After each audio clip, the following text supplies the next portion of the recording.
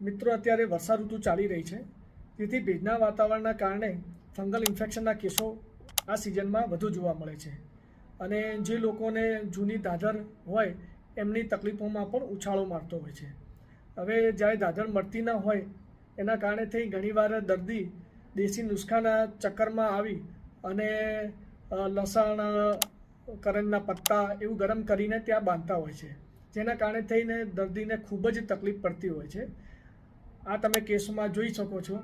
લસણ અને કરંજના પત્તા ગરમ કરીને બાંધવાના કારણે થઈ અને આ પ્રકારની ચામડી બળવાના કારણે થઈ અને દયનીય પરિસ્થિતિ પેશન્ટની સર્જાય છે.